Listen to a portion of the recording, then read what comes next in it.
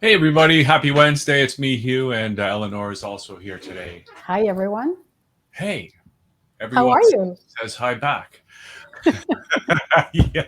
Exactly. Yeah, I'm good. It's hot here in Toronto today, isn't it? Yes, it is, and I love it. This morning, I actually had my coffee outside in the backyard, and it felt so nice. It was like being in Turks and Caicos, except I'm in Maple. You went to Turks and Caicos? I did. I'm here now. Like the Caribbean are very close. When I was in Italy, it was. Oh, well, I went 3 years ago. You don't have to go very far to get to a nice island when you live in Italy, right? No, you're right. You're right. But I mean, the Caribbean is the Caribbean. Yeah. Well, so Turks and Caicos, they almost became a Canadian province. You know that.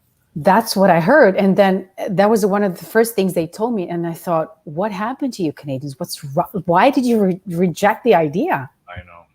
It's so stupid. Right? It would have been really nice. Like, let me go to my cottage in Turks. Exactly. Right. Was it nice down there? I mean, I've never been there myself. It was. And you know what? It's great because there's this resort is amazing. It's really small and it's run by Canadians. So it's not one of those, it's a great place actually. But the water, the beach, we were just blown away. It was really great. Well, why don't we have our show from there? I think I'm all for it. Okay, so we're unanimous on that. So we'll move the show to the Turks. Yes.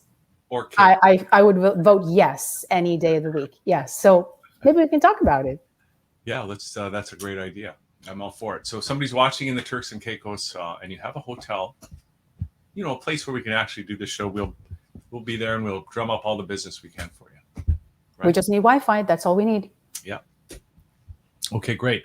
So do you want to just tell us who's on the show today? And then we'll get busy. Great show today. So we have two guests. Our first guest is Tahani Aburaneh. She defines herself as a serial entrepreneur. She's a real estate mogul and a wealth management coach. So she has an interesting story herself, like climbing up from, the bottom to the top, really inspiring story, life story and professional story.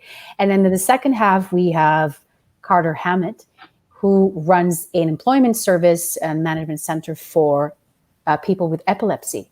So for me, it's really amazing that we can host somebody who can talk about disability in the workplace. It's voices from the workplace, and we need to hear from every voice. And this voice will be very special. So he, is a very, very inspiring speaker as well. So I'm looking forward to hearing from our two guests. Okay, fantastic. Me too. So let's get busy. Let's do some commercials. We'll come back with Tahani. And we'll get the show on the road on this Wednesday Workplace Voices show. Okay, we'll be right back. Also today, looking at climate, not only are the seas rising due to melting glaciers, but the mid-Atlantic coast is also sinking. Oh my goodness. There's a double whammy going on, and you should know the relative rise of sea level in the mid-Atlantic region of the country is about twice the global average. That's right, folks. Last year, a study from Rutgers University, it found the rate of 20th century sea level rise along the east coast of the United States was the highest. But let's first start about your connection to this sport. I mean, you've coached Arantxa Sanchez Vicario. You played at IMG with Nick Bollettieri, became great friends with Roger Federer as a young boy. So just tell us about tennis and really what it means to you. Well, very simple. In '92, I was seen by Nick playing, and I got offered to play at Academy, and that's my journey started.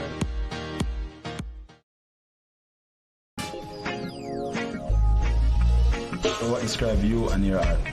What describes me and my art? The love that I have for colors, the love that I have for just expression. I'm an introvert, and because of that, I don't like to express myself to people. I don't like dealing with people on a regular because they don't always get my characteristics, my personalities. Aging. What will this look like for you economically, financially, socially? Will our older years be golden? With birth rates on the decline and life expectancy on the rise, our countries may be experiencing a crisis. On the next Caribbean Economic Forum, we discuss solving the aging population crisis in the Caribbean. On Thursday, July 7th at 8 p.m., tune in to this station or join us online. Today we're making some curry cascadoo. Then goes scallions chopped, and I'm flavoring it with some mango cuchilla. Now my mother-in-law puts mango cuchilla. I'm following her recipe. Sometimes she even grates a green mango in here. And next we're going to go in with our seasoned fish. Give that a mix and allow the curry to coat the fish really well.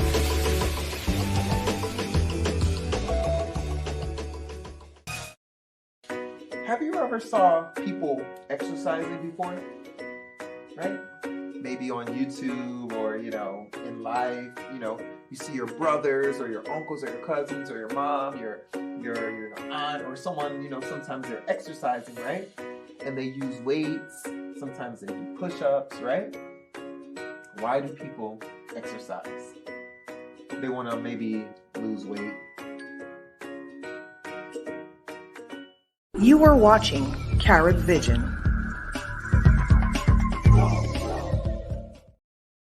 And here we are. We're back on the show here, and we've got Tahani joining us from some tropical location somewhere in Ontario. Hi, Tahani. Hello, everyone. Hi, Tahani. Hi, Eleanor. Hi, Hugh. Welcome. I'm just looking. You got some weird artifact on your screen. I don't know if it's a sun ray. Maybe oh, there we go. Yes. Oh, that's better. That's better. Maybe it was the sun. Yes. Yes. But it's a beautiful day. And so. Thank you. Yes. I'm sitting in my backyard as well. Just like, you were talking about, like having your coffee in the backyard. That's what I'm doing right now. I'm sitting in my backyard. So I hope this is okay. And that's in Ontario. And that's in Kitchener-Waterloo. Okay, great. And I have to ask you, do you have any water features in your backyard there? Like a pond? I do actually. You can't see it right now, but it's all the way back. It's actually, I'm sitting right now, like I'm covering it. That's what it is. Yes. And what is it? Is it how big is it? If it's a pond, and it's not. It's just a little fountain. It's just a little fountain. Yes, it's yeah, but it's dug deep still. The water is dug deep, about maybe 4 feet. Yeah. Do you have fish in there? Any fish? No fish. No.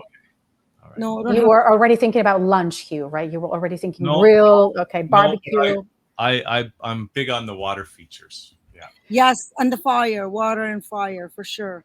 Yeah. And lights. For me, everything is about lighting, especially at night when it's just so beautiful. Yeah. Me too. And you mentioned fire, Tahani. I mean, it's great because first of all, I mean, you have this energy around you, which is really amazing. And I think that energy comes from having been through a lot. But you mentioned fire. We'll talk about that a little bit more later because it's a project of yours that I'm really interested in knowing more about. Yes. But like I said, this energy that you have is really contagious, I think. But it comes from something that the things that you've been through in your life. So I'd like to start from there, because I think it's a very inspiring journey. Yeah, thank you. So as you've probably already read a little bit, and for those that don't know, I was born in a refugee camp. And at age 15, my whole life has changed. And not because of a decision I've made for myself, but because of a decision that my parents made for me. So they married me off and sent me to Canada. And for me, that whole situation or that whole thing changed my whole life, my outlook on life, and everything else that goes with it. For one thing, it really taught me how to be self-reliant on myself, independent. Yes, I had a husband and I knew he would take care of me, but still though, I felt like I have to take care of myself and not just kind of like set the tone to everything else that went on in my life in later years. Growing up in that humble beginning and people, even right now after the pandemic, they talk about not having enough.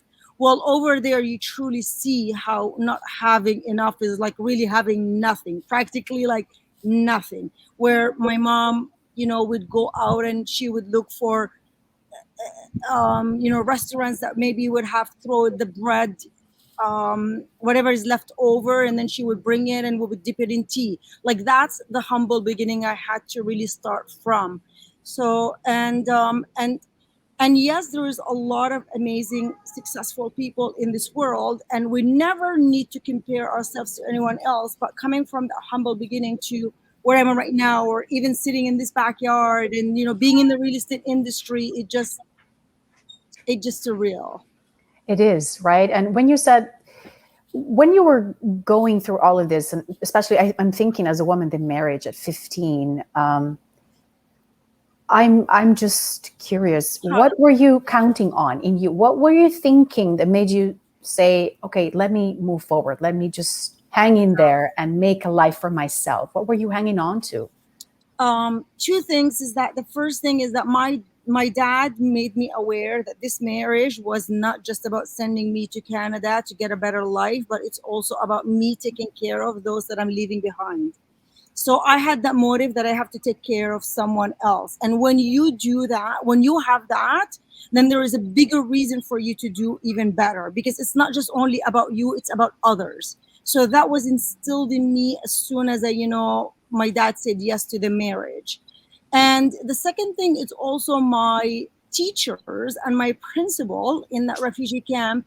They put it in my head. They made me realize that education is everything, and education is the way to get out of poverty, to bring myself ahead, to do better in this world. And those two things really what got me going on the right path, is that I have to do well, and I have to go to school, and I have to learn, and I have to do all of that. Plus I also had to have a part-time job even after work, and even after taking care of my housewife duties and all of that, so that I can do a bit better, so that I can send and help my dad and my 6 brothers and my sister back home. That's amazing. Now, I'm just curious, how did you feel at 15 about that whole situation? Great question, Hugh. And I honestly think it was a feeling of almost like shock and numb, and I just kind of like went on to say I have to take care of what I have to take care of, and that's about it. Like for me, I don't remember even going up on that airplane. Like, I would have been crying as a little girl. I mean, I was 15, I was a little young girl, right? But I felt like I can't be cry, I have to be strong, I have to take care of my family back home. All I kept thinking about is my brothers and my dad and my mama. How can I make it better for them? So I forgot about me. I did not realize, yes, my childhood is practically was gone at that moment, and I didn't have, like I didn't have a childhood like a normal child at 15 right now, or maybe even 25 right now, because they're even older and still at home. But the drive to do better for those that I love was bigger than myself. Mm-hmm. And I don't know if we've mentioned, but where were you coming from, for people who Jordan. I was born in Jordan, Amman. Okay. And then what was your experience landing and making your first impressions of Canada, and then what did you do once you got here? How did you kind of choose which direction you were going to go? Yeah, I mean, it was, for a 15-year-old, you can only imagine going to a different country. I could not speak a word in English. I am married. I don't know anything about marriage, and it's not like what to do. I remember my neighbor would take me to the side, and this is what happens between a man and a woman. I've never seen anybody kiss on TV. I've never seen anyone hold hands on TV, or any of that interaction between female and male. So it was a total like shock.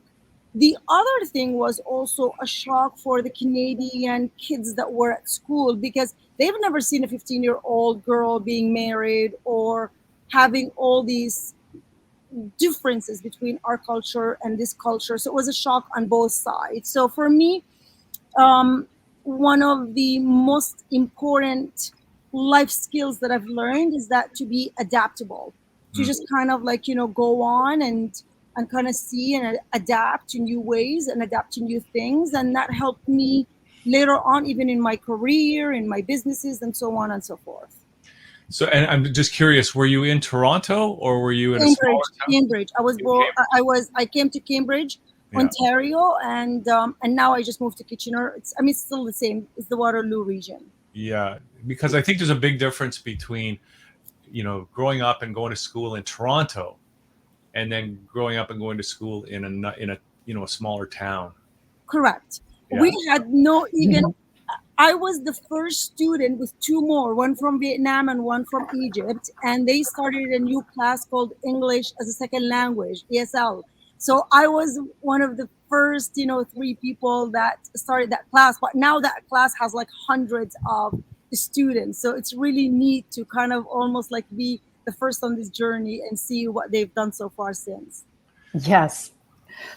And you mentioned your drive, Tahani, which is what you said, I had this drive to I was thinking about my family, I was providing for them. And then this drive turned into a drive for yourself because you're a very successful entrepreneur. So when did that drive change, and whoever taught you that? Because you're an entrepreneur, serial entrepreneur, that's what you call yourself. But where did that come from?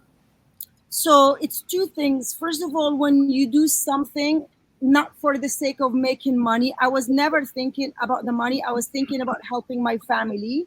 And in turn, I was like, working at a variety store, at a gas station, whatever it is. It was just, I gotta help my dad as I promised him and my family. And then later on, it turned out to be all about my kids. I gotta help my kids, so there's always that drive that is beyond, just only the self.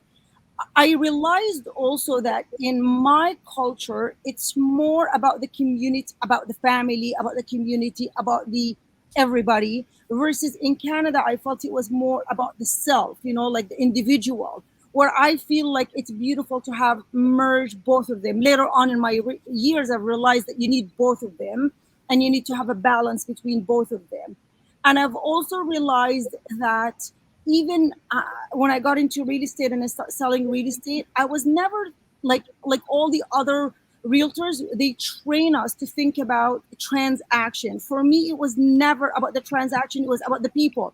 So when you always bring the human side of everything that you do, then it's totally different versus what everybody teaches is like, you got to make the numbers work. You got to do this, you got to do that. And I bet you any of your listeners, if they're struggling right now, is because they're thinking about money. But if you stop thinking about money and you start thinking about who you are trying to help and what you are trying to do for them, then things will change, like incredibly change, Okay, That's a great suggestion. What made you get into real estate, or did you do other things before? Yeah, so it was right after I finished college, and my brother came to me and he says, Tahani, I want you to help me get a few toys to open in a flea market, like little toy thing, before the dollar store craze. And at the time, the dollar store just started coming into this area or everywhere. And I said to him, why open a flea market? Why not open a store? So anyways, I ended up opening a store with my brother, the first dollar store in Cambridge, Ontario. And across from the store, there was this broker, owner of a real estate company. He would come and he would see me interact with people and he would say, you would be amazing in real estate. You should do real estate. And he encouraged me to get into real estate. And I don't know where my life would be if I didn't do that. It's the best decision, the best thing ever that's ever happened to me. And I will be doing real estate until probably the last day of my life. Maybe not necessarily as a salesperson, but more as a developer, builder, investor, because that's what I believe in bigger than. Most salespeople are not really thinking about growing their money. They're just thinking about selling, versus you have to think about money and what money can do for you now or later on in your years. So that's what I teach right now. Well, that's certainly where the money has been for the last few decades, is in the real estate business. So you mentioned development. Did you get into real estate development? Yes, yes. I've done I would call them medium-sized developments, because there is a small, medium, and a large, but I'm not I wouldn't call myself a full-time real estate developer builder, but I've done few projects, correct. Like, I'm just curious, what, like townhouses, like I've done townhouses. Which how many units was the biggest project? My first project was 6 units. So I went from like nothing to doing my first 6-unit development here in Cambridge. And how is real estate doing right now after these 2 years? Yeah, in the last 2 years, even though the market was good in many people's, opinions, of course, but I sat back, I was watching, and I didn't encourage anyone to invest in real estate, even though at the beginning of the COVID and the pandemic, I actually did 2 flips at that time, and I did very well with those 2 flips because they were going up the prices were going up so much. But then I stopped and I did nothing. I just sat there and watched. And I knew that if it was going to go up this crazy, because I've been in this business now for almost 30 years and I've never seen anything like this ever before. Not this craziness that we've gone through. So I knew that the market goes up, the market will go down. So right now, there is a lot of activities. Most of my investors, I work mostly with real estate investors, those that want to make money with houses, of course. They're right now cashing out because the market is still good. So they're still getting good amount of money for them, because we know that what's coming is going to be a recession, and it's the best time to buy in that market. So they're cashing out right now. I'm extremely busy right now. And then when the time comes, they will be buying again and buying at great prices. Kind of like Bitcoin, right? I don't know about Bitcoin, my son. Oh my gosh, my son loves that stuff, not me. I like to touch my buildings. I like to touch where my money goes, but my son is totally different. That word is always a little bit scary, right? You hear Bitcoin and you think, what is it? I don't think, and I've even asked a couple of people, what is it? Can you explain it to me? And I'm telling you, I think I have an average kind of intelligence, but I wasn't able to understand what it was about. To me, it is gambling. I know a lot of people that made a lot of money. One of my son's friends he just bought the first car in Canada, and he paid like close to $1.7 million for a car. That's insanity, I mean, but at the same time, like, look at so many people who are naive and don't know what they're doing and how they're losing all of their money right and left. So for me, I'm a very conservative woman. I know that about myself, and that's why I'm okay with real estate. And okay, before we used to say it's a good deal if it can appreciate 3 to 5% a year. Well, the last 2 years it was appreciating 100, 200. It was craziness, so I knew it wasn't right. Something was off. And that's that's where I'm at. Real estate, and will continue to be real estate for me. One of the things that I just saw an article this morning. I don't know if it was in the Globe or where it was, but it was like the title of the article was "The End of the Asset-Based Economy," because it just seems to me, we've had the governments have had one tool that they've been using for the last 30 years to kind of monitor or adjust economic activity, and that's interest rates. And they've kept interest rates very low, and that has I think that's kind of created a bit of a bubble in the real estate market, which is one of those asset classes that I think they're talking about here.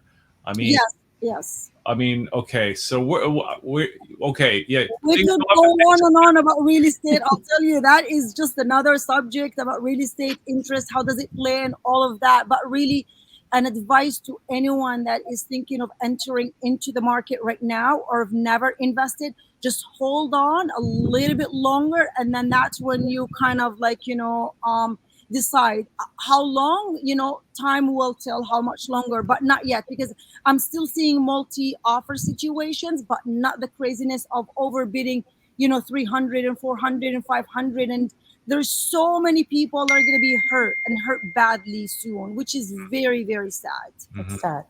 And you mentioned light earlier, Tahani. You said, I love light, I love fire. And in your case, fire means females in real estate. That's one of your projects. So I like the fact that there's a women empowerment element there that I think you feel strongly about. So can you tell us a little bit more about that? Yes, thank you. Thank you for asking about this, because this is a dear to my heart. And this is one of those things that you want to do for others versus yourself. And that is about 40 years ago, two of my brothers had massive heart attacks, and maybe 2 months in between each other. And they're younger than me. They were in their 40s, early 40s. And it was almost like a wake-up call for me. And it's like, okay, God blessed me to have this many, houses, and I have everything that any person would ever, wish for. What else can I, if I die tomorrow or something happens to me, like a heart attack tomorrow, what do I want to leave this world with? And that's when I've decided I want to go and help more women. I have a lot of male, most of my clients are men that come to me and say, Tahani, this is what I've got. What else, what can I buy with it? Or what can I do to make it better or grow further? And that's when I've decided, where are the women? I got to go out and help more women. 2018, I put on a conference, and I thought I was going to, first of all, it wasn't even a conference. It was just only who wants to learn. And we've got, I thought maybe 10, 20 women. Then it became bigger. And then the next year it was larger. And then the project is still going. And I'm hoping to help and support and encourage more women to really think about real estate, even if it's just one property for the rest of their lives, so that they can take care of themselves in their retirement years or anytime, just one property. That's all I want people to think. If you have one, I can help you and support you to go like to 2 or to 50 or to 100 or whatever it is the amount, but at least think one property at a time. That's an amazing project. Thank you. Thank you. It really is. Yeah. I think, Tahani, doesn't Canada have one of the highest rates of home ownership of any country? Yes. Is that a good thing, do you think? Yes, but it's also the highest. And right now, it's also the hardest. Mm-hmm. So even though women are now buying more and more condos and more houses, but still they're still lacking a lot. And one of the things that I actually found out is that 86% of elderly women that's 65 and over are actually at a poverty line or lower. And that's when I thought, oh my gosh, it's my duty. God blessed me with everything that I've got, and I have now to take what I know and pass it on. It might not be right for everybody, but I'm going to just pass it on for those that want to learn from me or learn what worked for me and they want to apply. And that's how I look at it. That's why I feel, for me, it's bigger than just only teaching. Is not about teaching. It's not about selling courses. I actually did not even sell any courses during the pandemic because it didn't feel right. I didn't encourage anyone to buy because it didn't feel right. For me, it's about making the right thing for others and just to pass on what God, gave us. Like for you guys, I'm sure you're full of information about podcasting and shows and all of this. And I know my time is coming up, but, just kind of taking that information and give it and move it forward. And this is so interesting because even for me, I'm new to the country and we need mentors. We need people to tell us what to do, even the simplest things sometimes. So that's good also because there's a lot of people coming from other countries here and they don't know. Do we have time for that little last question, Hugh?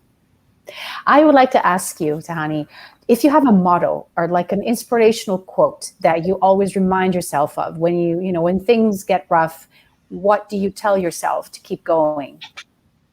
Oh, so that's a very good question. Thank you. I'm thinking of two things. First of all, that no matter how bad you have it, someone else has it worse. Are you there? Mm-hmm. Yeah, we're here. We just wanted to see you. No matter how bad you think you have it, we sometimes more in our heads and we think the whole world is bad and everything is collapsing and everything. But no matter how bad we have it, you have to remember that someone else in this world has it worse. And from that place, gratitude comes. And then I want you to stop and start thinking of being thankful for all the right things that are happening around you.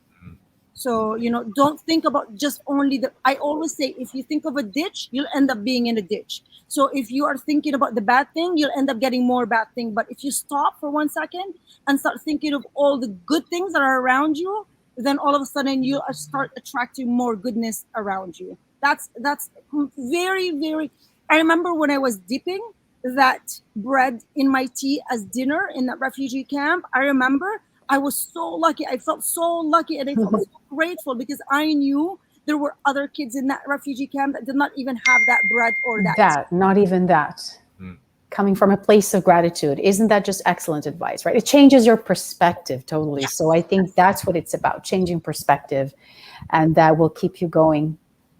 That was amazing. Thank you so much. Thank you both. Thank you for having me. Tahani, is there somewhere like a website or something you want to give out if people want to get in touch with you? Tahani.ca, which is TAHANI.ca.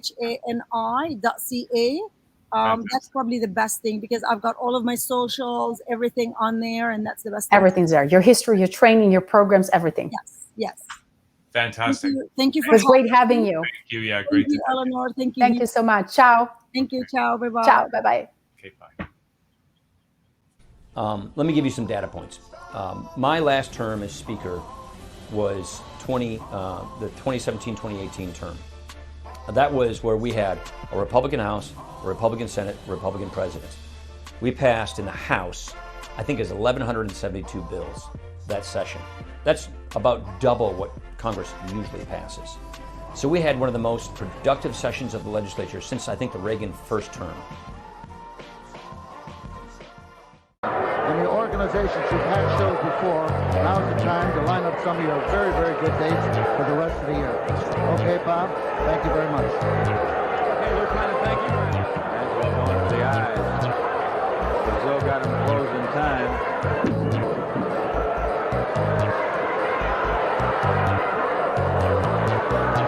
Choco by Michelangelo on the mighty Bobo Brazil.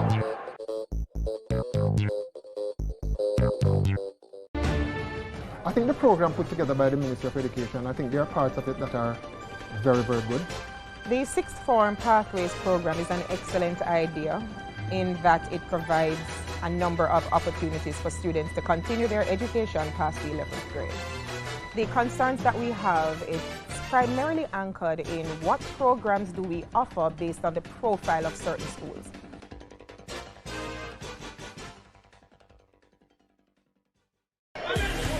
The iron. Gordon behind the back for Anisiki. Rises from the free throw line. Sigu, 5 in the corner, slipped through. Williams rejected by the rim, second effort. Good hands by Fenner to swipe that one. Gordon takes it and in.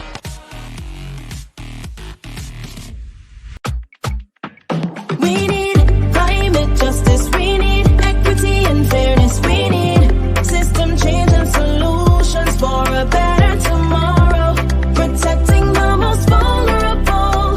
We need climate justice today, climate justice now. You are watching Carrot Vision.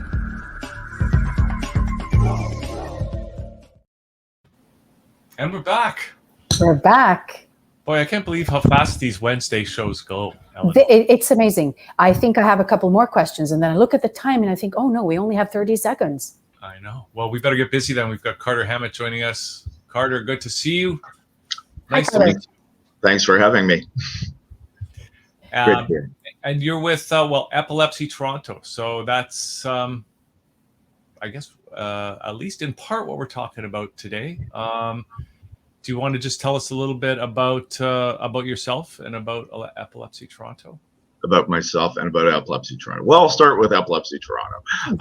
They are a wonderful organization that's been around since the mid-50s. I believe it started out as a parent support group, and it has grown substantially over the years into a multi-service agency that provides support to children and youth, adults living with epilepsy, employment, and we also have a life skills program among a wide range of other services and support groups.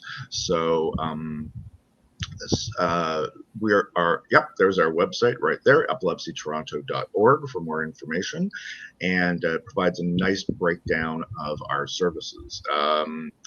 Myself, I am the manager of employment services at Epilepsy Toronto, and we attempt to support job seekers living with epilepsy and related conditions into finding meaningful employment. This is just amazing, right? Because we were saying this morning, Carter, before having you on, Hugh and I were talking about the episode, and we talk about our guests and who's coming on the show, and I said, it's great to have you here because it's called Voices from the Workplace, and you are a different voice. And this is something that, because the way we are wired, because things work, this is something that we don't talk about very often. So people with disabilities, how do we get them to have a job? And you're helping in that. So what do you think is the biggest misconception about people with epilepsy? What do you think people, what are the ideas about this? Well, that could probably take up the next half hour. Okay, maybe. I think when we talk, there's a couple of things that are sort of rolling around in my head. And when we're talking about people with epilepsy, one of the first things that we have to acknowledge is the fact that we are talking about a condition that's both invisible and episodic. So sometimes people will simply be in disbelief that a seizure disorder even exists. You can actually have a seizure and not necessarily know that the seizure is occurring in front of you. So, and it takes many, many different forms as well. The other thing is that there is an episodic quality about it. You may not know, you're not necessarily able to predict in some cases when a seizure will occur, particularly in the workplace. And I think among some of those variables, it creates a negative impact on the perceived ability for someone living with this condition to be able to be successful in the workplace. Yes, because I'm thinking that creates a situation where you're really insecure and you lack confidence. Probably that brings a lot of that too, right? Not knowing, is it going to happen? When is it going to happen? Right. So that's probably more reflected in other people than the people living with epilepsy, perhaps. I always like to ask my people that I work with, do you own your epilepsy or does your epilepsy own you? And when we approach it from that perspective, if, I have had people say, well, I'll ask them what kind of seizures they have, and they'll say, well, the big ones. And that sort of is a flag for me that maybe we need a little bit more education about what your epilepsy is and how it affects you. There's many, many different types of seizures with many, many different types of triggers, and very often it's managed by medication, most frequently, but sometimes that medication is not always successful. It takes a couple of cracks at it before you may reach a place where your epilepsy is manageable. And so there's a lot of question marks around that, and we have to do a lot of digging in order to be able to find the best match for the person, and also in terms of how the epilepsy is affecting that person and the accommodations that they're going to need. The other thing I think that's really worth mentioning is because of its invisible nature, disclosure of the disability to an employer becomes a really big issue. And we try as much as possible to create strategies around that. If your seizure if your epilepsy is well managed, there may not necessarily be the need for disclosure, but on the other hand, there may be breakthrough seizures, there may be seizures that occur on an unpredictable level. Perhaps you're living with stress, which is a major trigger for seizures. So we try to get the person to understand what their condition is as much as possible, how it affects them, and the potential impact that it's going to have in the workplace. I'm just thinking that there's probably some people who have epilepsy who, they just went through the normal job process and just got a job the normal way like everybody else. And so I'm wondering, what percentage do you think of people who have epilepsy, have done that without going through your organization?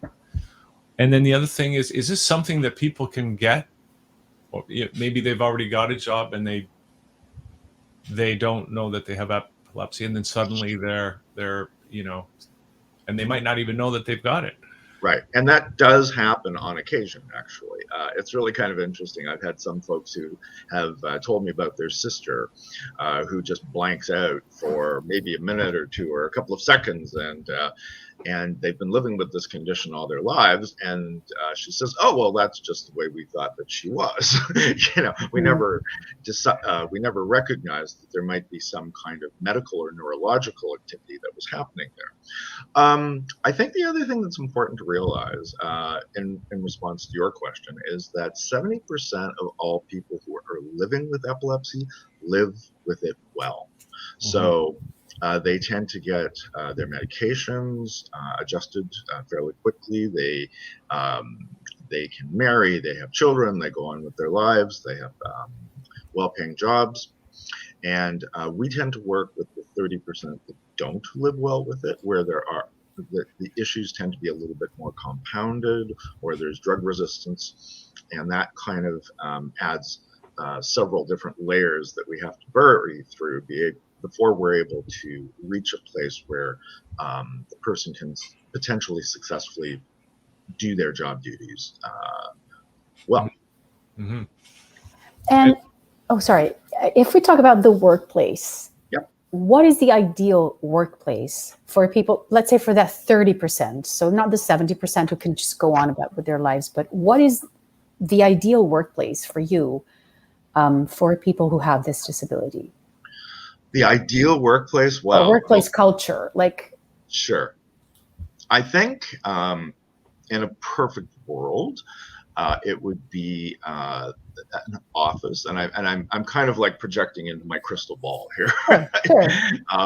It would be a world where diversity, and in particular neurodiversity in this case, is not only accepted but embraced.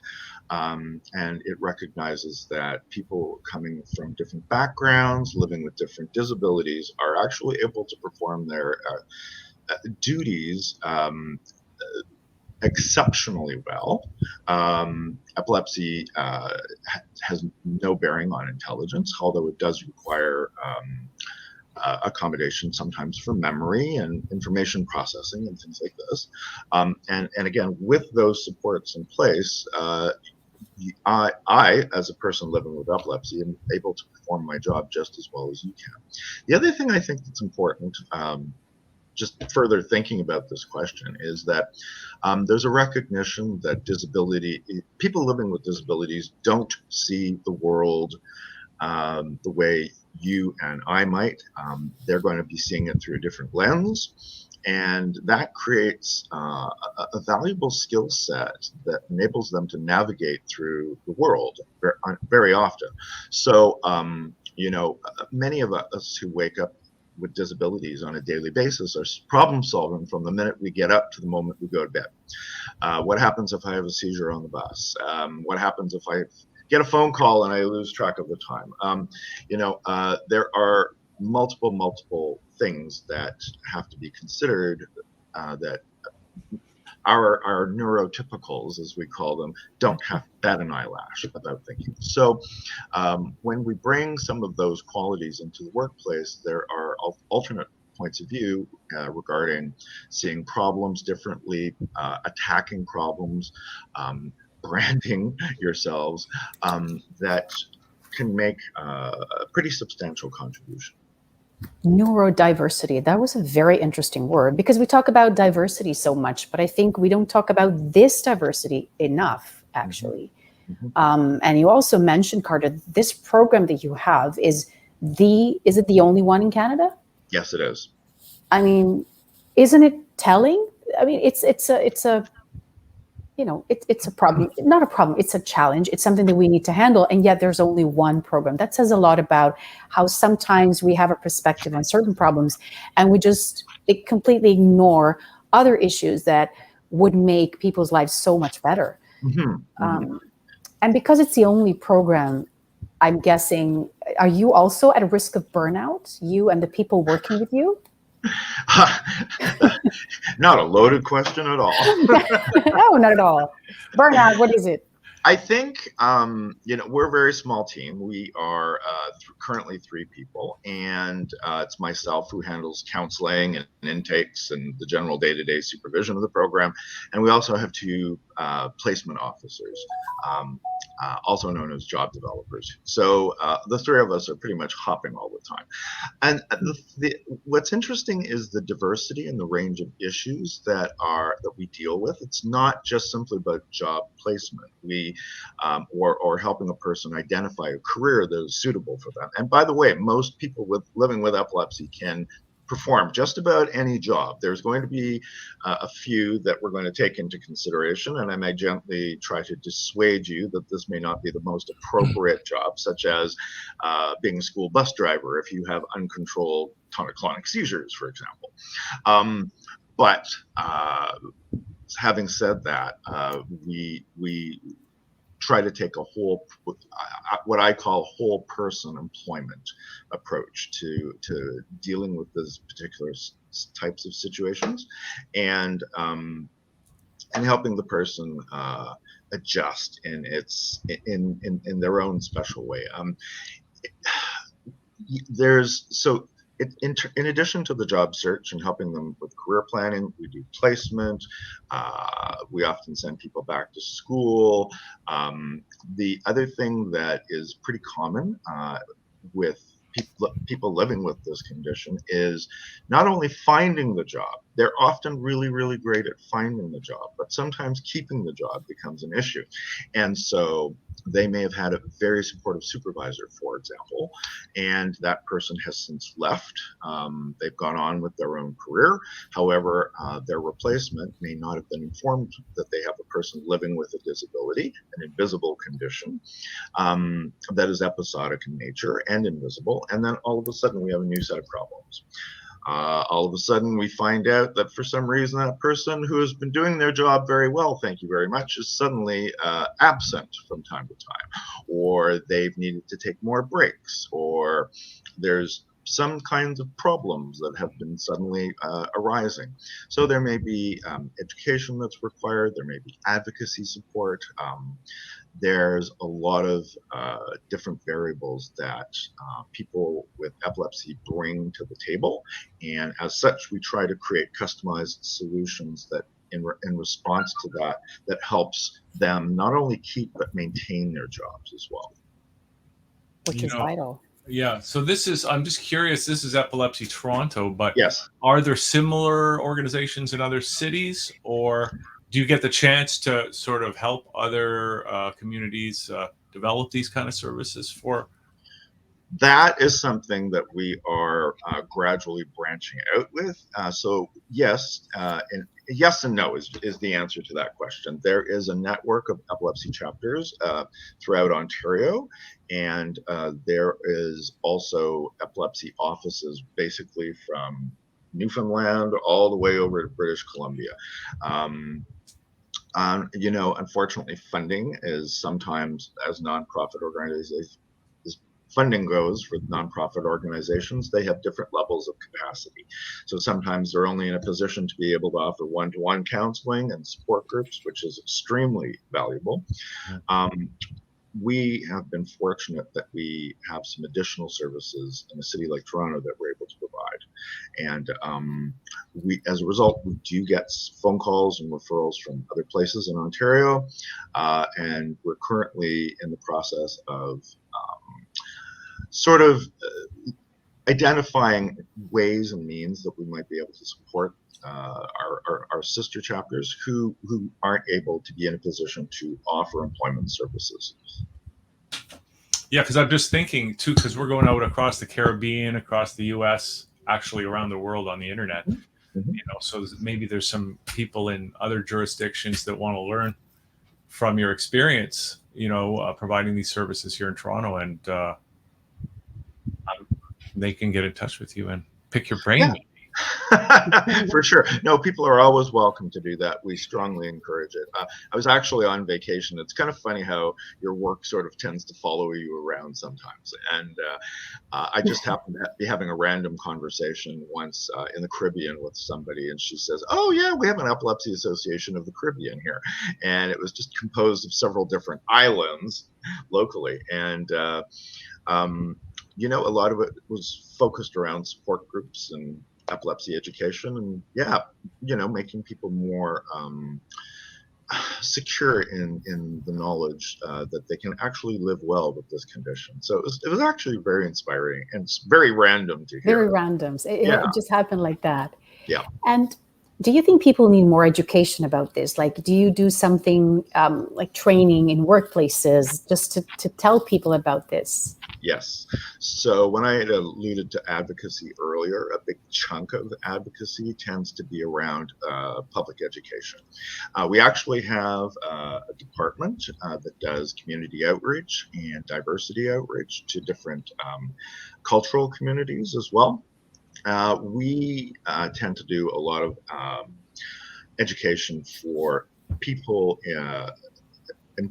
fellow employees and owners of companies as well. One of the nice changes actually that I've seen in recent years is now that we have legislation like the Accessibility for Ontarians with Disabilities Act in place, and other changes coming down the pipeline as well, we are starting to get more phone calls from employers who are saying, well, I've just hired somebody living with this condition, but I have no idea how to accommodate them or how to support them appropriately. So we'll go in and analyze the situation, what type of seizures the person's living with, what type of work environment they're navigating through, and what kinds of supports are available. And we'll try and help both the employer and the employee develop the maximum relationship that they can, so that the person who has been hired can be most productive.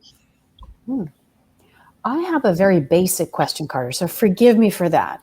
So talking about the workplace, let's say that, it is known that there's a person who might have this seizure every once in a while. Is there any way people around these people can help? Or is it better to just not do anything? I'm just wondering, as somebody working, I don't know, even I go to co-working spaces all the time, so I might not know, but like practically speaking, sometimes people don't really know how to handle situations like that. Or is it something that you just leave?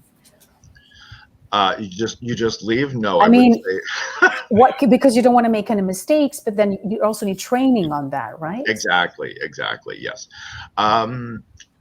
We do, actually, there's a really good repository of videos that we have that talk about the different types of seizures. There's many different types of seizures. There's 4 that are most common, some of which affect part of the brain, others which affect the whole brain. And there's a series of first aid procedures that can be applied in those contexts.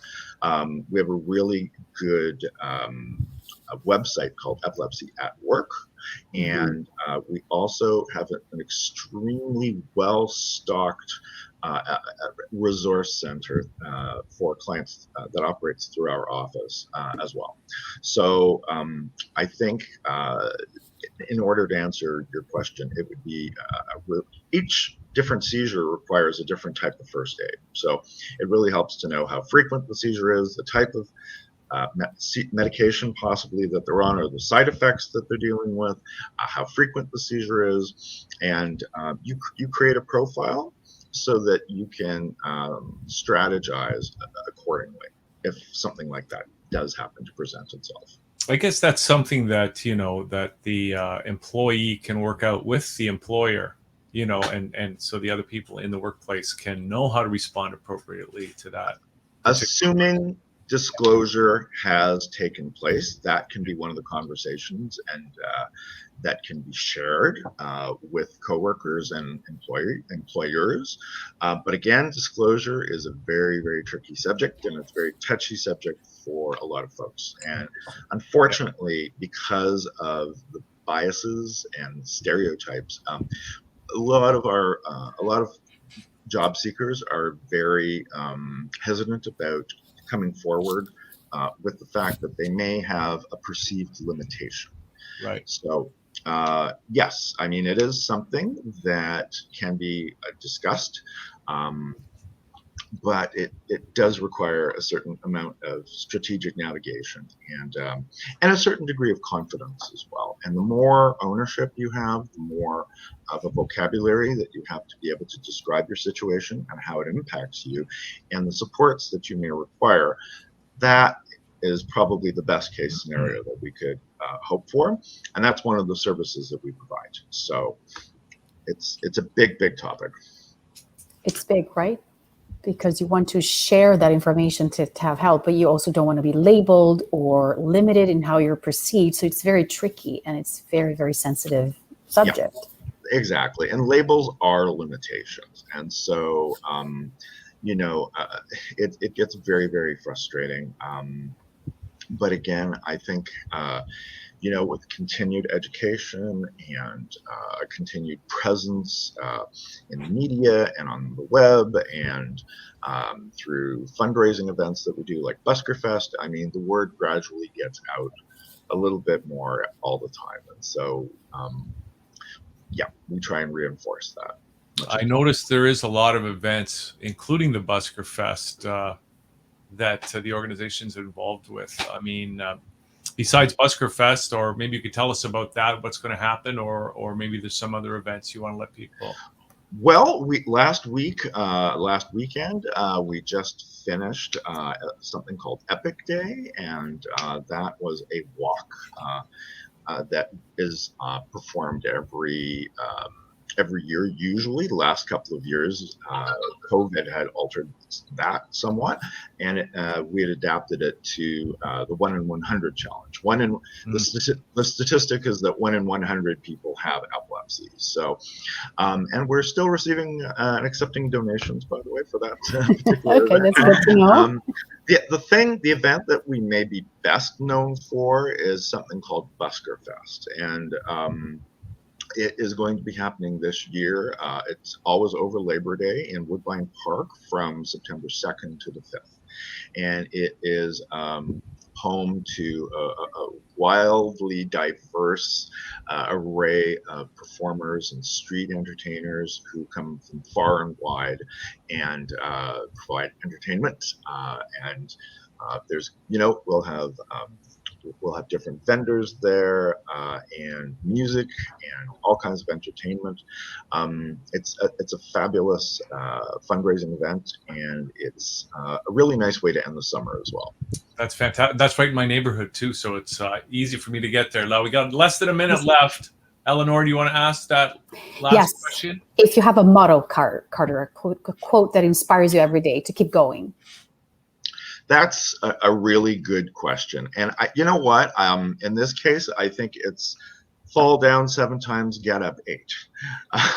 It's about people with epilepsy are some of the most resilient people you will ever meet in your life. And I think that motto really applies. It's about keep going, acknowledge the place of gratitude and recognize that you have a place to come to.